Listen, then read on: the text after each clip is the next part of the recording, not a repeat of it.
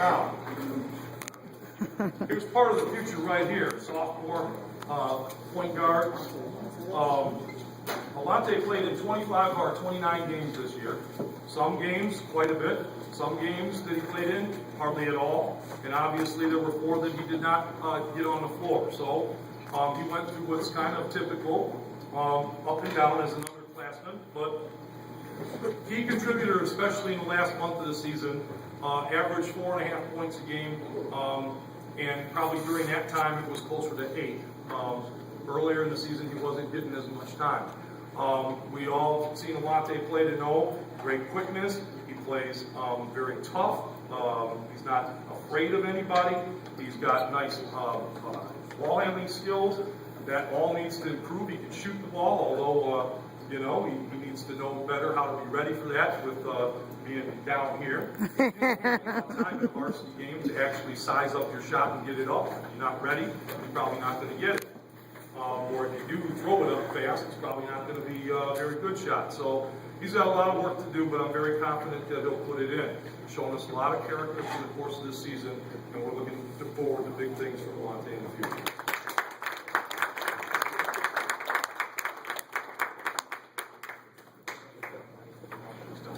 Now I got myself out of order. Can you say that? Yeah. All right. Xavier, come on up here.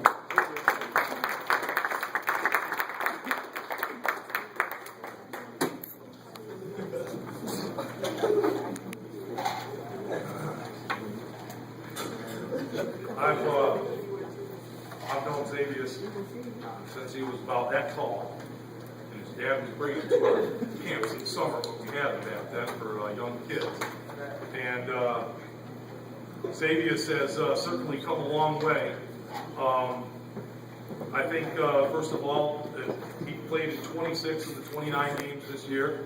Like Alonte, there were some games, especially in the first half of the season, where his time wasn't a lot. In the last half of the season, he was one of the regulars, first guy off the bench and that sort of thing. That's the same distractibility that sometimes shows up in the classroom. But Xavier is a very promising player as a returning senior, and I hope that Xavier will take very seriously what he has to accomplish here in the off season. He was our leading three-point shooter by taking 47 of them. That's only 30%, so 35% as opposed to 30%. But he did make 47 of them, so he was our leading three-point shooter.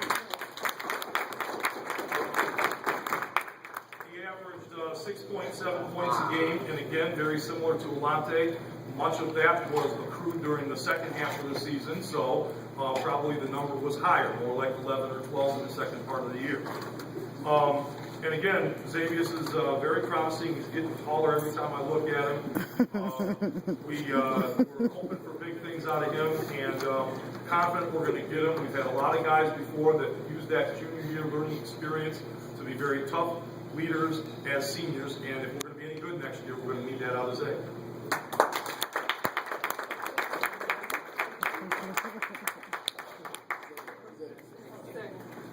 Malik Mike.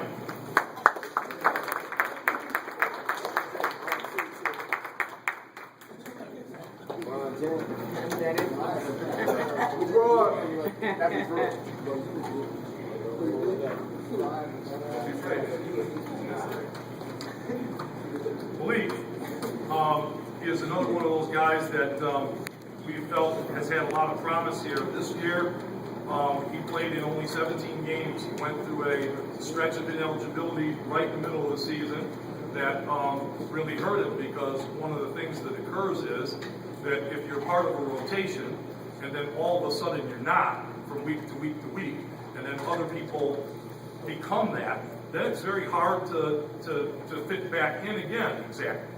Now, by the end of the season, he was starting to get more time again. We've always felt like Malik had a great deal of promise, whether it was shooting the ball or rebounding the ball. He could shoot the basketball from outside. He made a 3 in the state tournament last year. He probably, in terms of post moves, he has great feet. He probably makes better post moves than any of the bigs on the team. So Malik has some real skill. He can be a versatile player. But has to make sure that the classroom is the priority. We're student athletes here, and you know, if he wants to have that kind of special senior year that we just talked about with Zay, then you know he's got to continue to put the work in. He's done a lot of work in the weight room over the years here. There's never been anything we've asked him to do with basketball that Malik has not done. And here for everything in the off season, lifts hard, works on his game hard, and hopefully he's going to reap the fruits of that this upcoming year as a senior by being one of those guys that's a regular and is on the floor all the time, which is certainly what he and every kid out here really wants. And I think that you know he can do that. You know, the ball is really literally in his court. So Malik.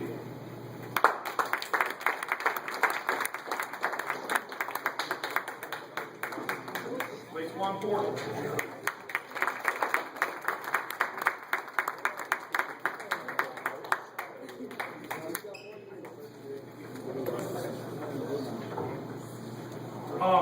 Juan, sophomore, certainly had as up and down a year as anybody. Out there on the floor a ton. He was very clearly, as of course the summer developed as a sophomore, we didn't really expect him to be a point guard exactly. And learning how to be a point guard has not always been easy, I don't think, for him. But the one thing that he brought to the table was, more so than any of our other players, an ability to beat a man off the dribble, get to the basket, create for others by draw and kick, draw and dish, those sorts of things that you have to have. Juan played in 28 of the 29 games. The only game he didn't play in is the one that I didn't let because of an incident here in school. And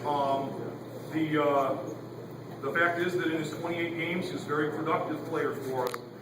He was our second leading scorer, 13.1 points a game. He was our leading assist guy and one of the leading assist guys in the entire area at 5.5 assists a game. That's 153 of those on the season. I know I didn't write it down, but I also know that he was our leading steals guy. I just don't remember the average off the top of my head right now. But makes a lot of plays happen out there. Made fair share of mistakes, sophomore mistakes, turnovers, and those sorts of things. I don't know if there's anybody in the room that wants to get better the way that I know that he does. He's always asking me, can we get in the gym? Can we open up the gym? Can I get some shots up? If I can't do it, he's going to somebody else to get in the gym somewhere. If you want to be a really good player, those are things that you